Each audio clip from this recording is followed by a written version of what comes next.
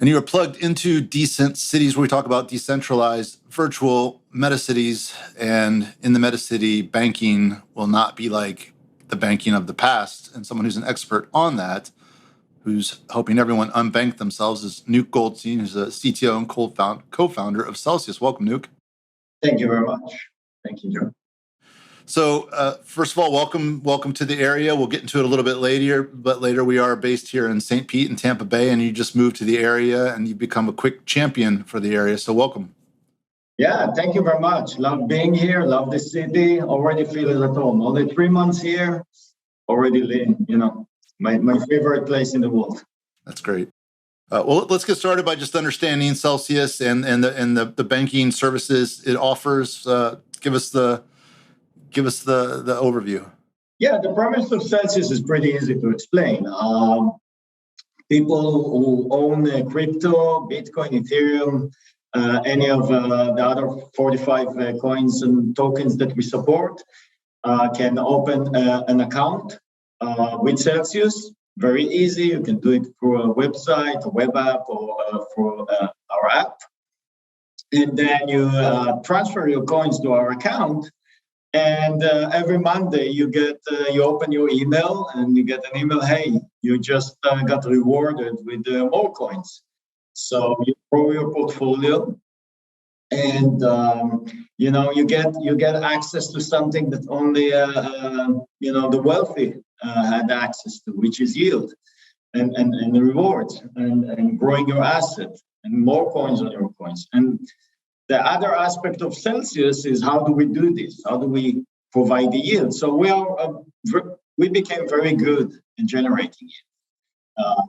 We lend out to hedge funds and other institutions. They need coins, they need tokens, and they're willing to pay for them. And we also have other yield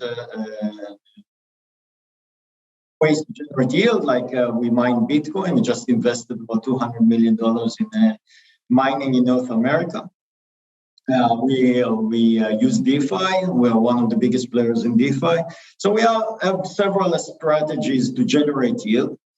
And a big chunk of what we earn, we put back in the accounts of our users.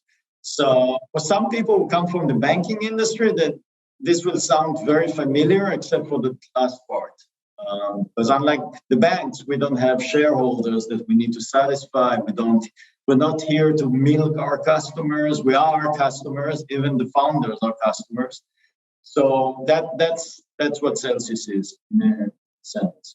That's great, and that philosophy is baked into your mission statement, which is to put unparalleled freedom in the hands of the people. And when you talk about the people, that's inspiring. Is that sort of a key piece of the culture at Celsius? Yeah, I think not only the culture of Celsius. I think a lot of the crypto culture is about this. It's about openness, freedom, and the discussion with the politicians. And I said to one politician, a Democrat, that says, "I'm more progressive than you." So, who is this crazy Israeli to tell me he's more progressive than I am? He was very proud of his progressive culture and everything. And I said, look, where I come from, math is controlling everything. Math is the decision maker. And math doesn't care if you're a man or woman, black, white, straight or gay or Muslim or Jew. Math, we're all equal. That's where I come from. And I think so. This is the ethos of the blockchain, ethos of crypto in general.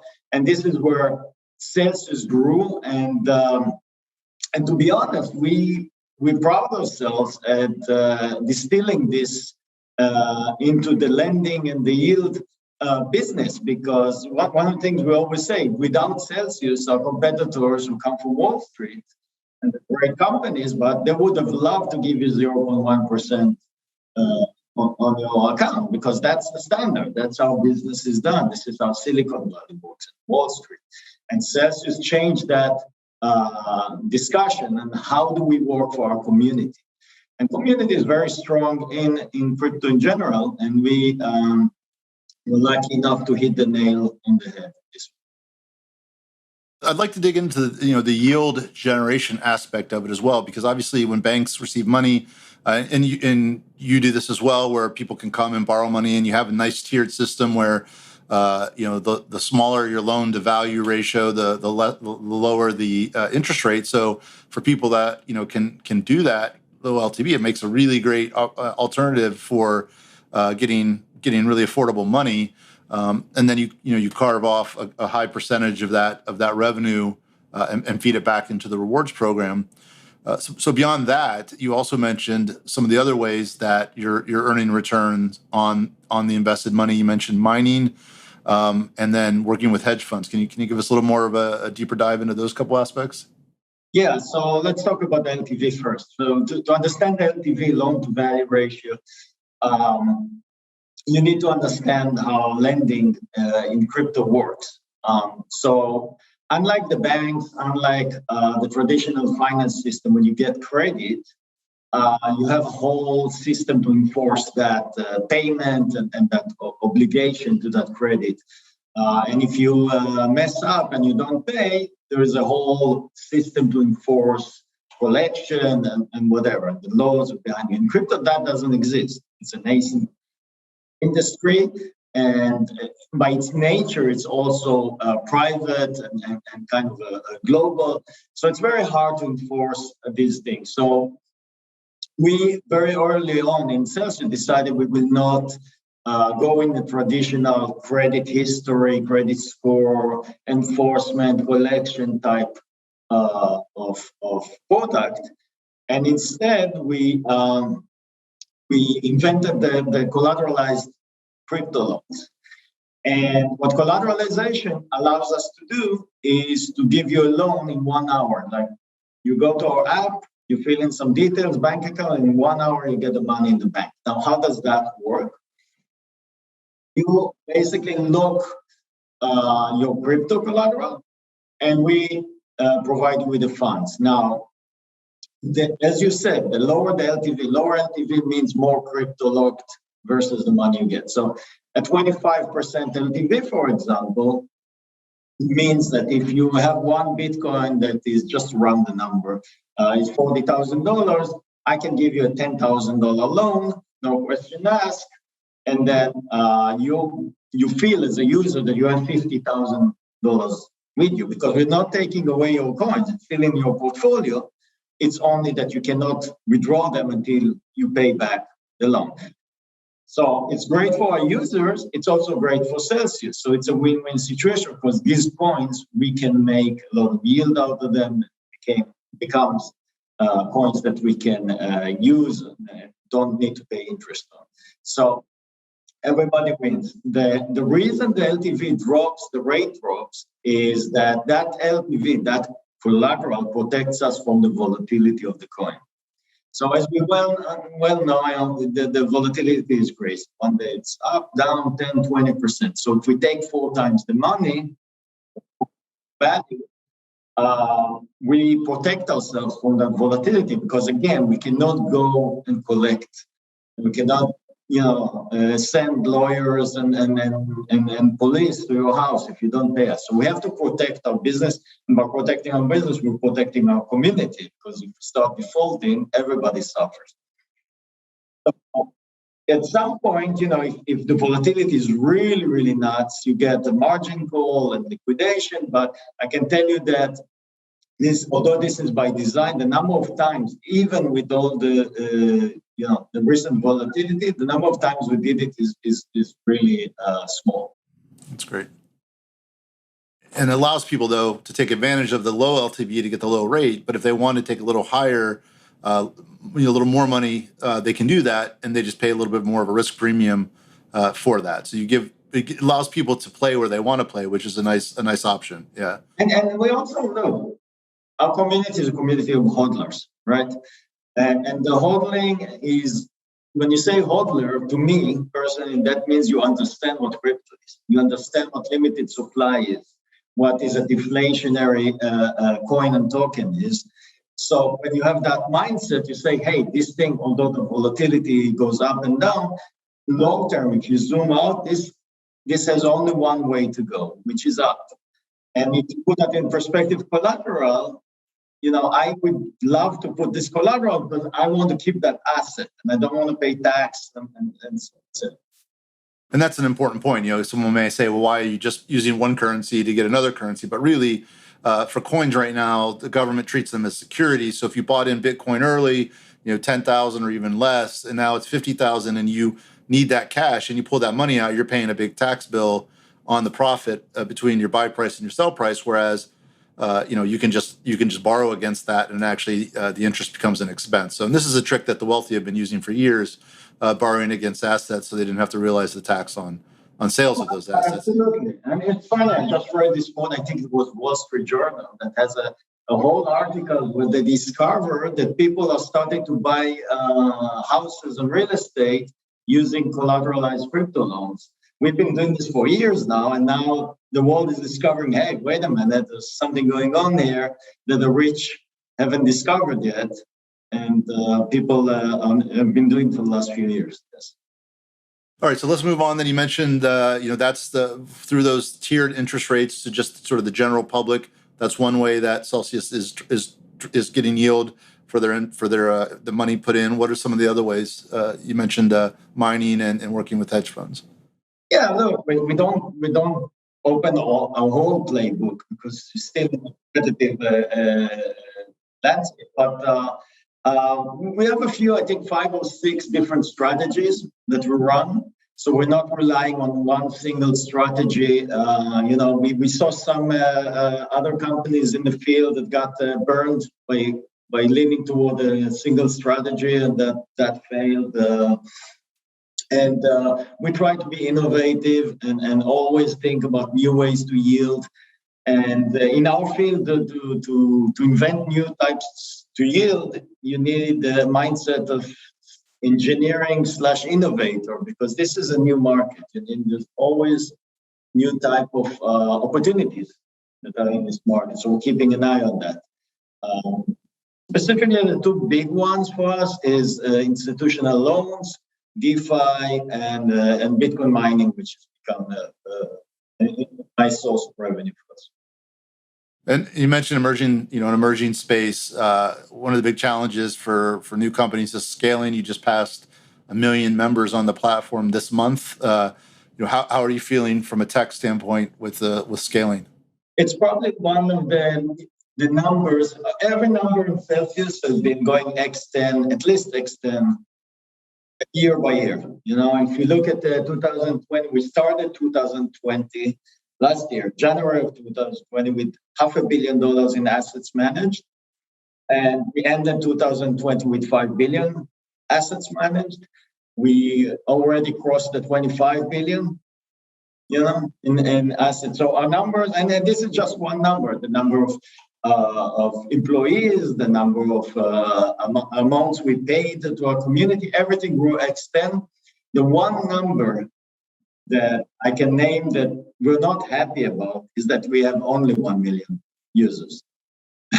So it's kind of maybe we're just the way we are. We want to swim fast, and we're always hungry. But I want to see the 100 million users, and I think adoption of crypto is amazing. It's X10 the internet. If you compare the adoption of the internet in the 90s, this is 10 times faster.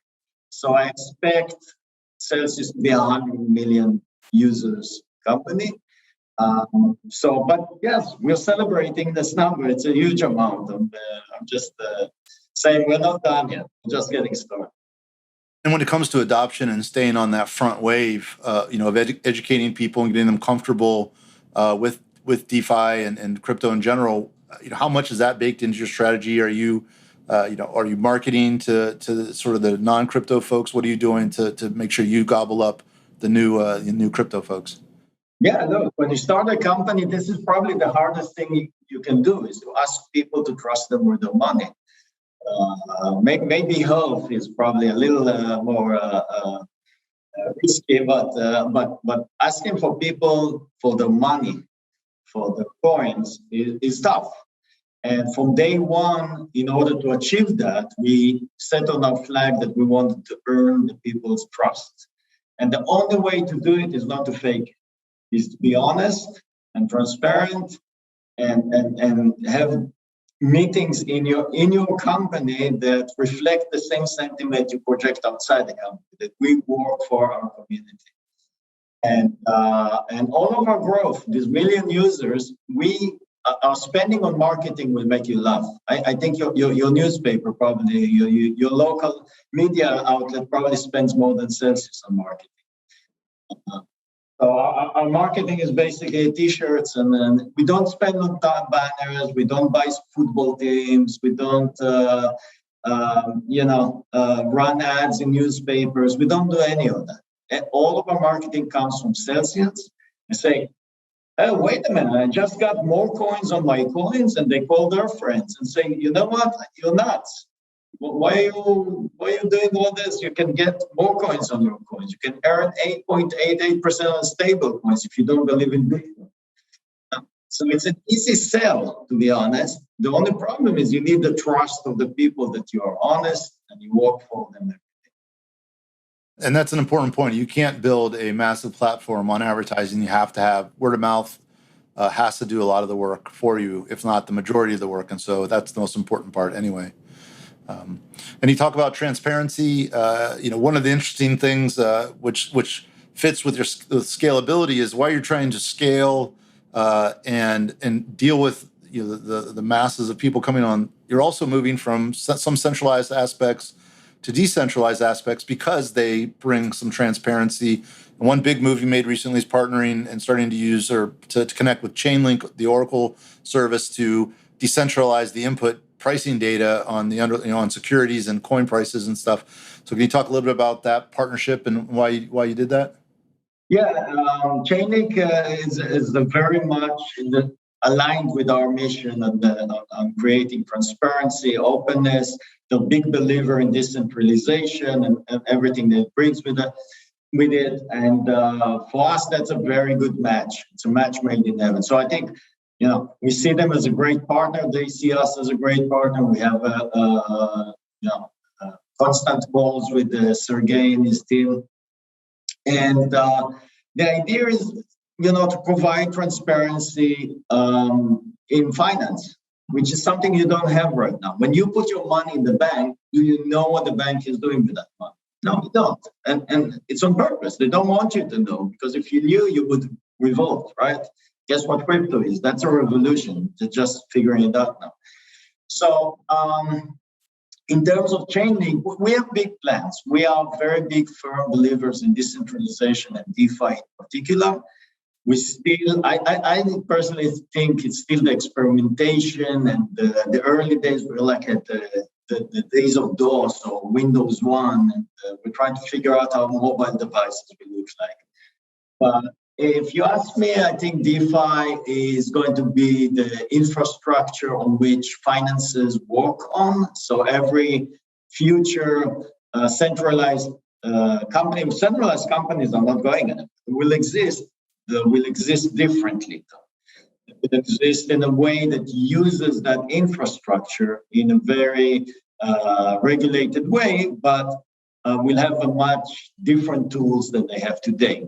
And they have to play by different rules. One of them is transparency, full and utter transparency on the blockchain. So I'll give you one example of things we're doing. It's proof of community. So proof of community started as a way to earn the trust of our community by saying, hey, we're going to put as much financial records on chain while opening it to the world, because we have nothing to hide. We're not a bank. We're not hiding from you revenues, or we're not hiding for you things that we do that are shady. We want to put it on chain so you can audit it yourself. You don't need Deloitte or others.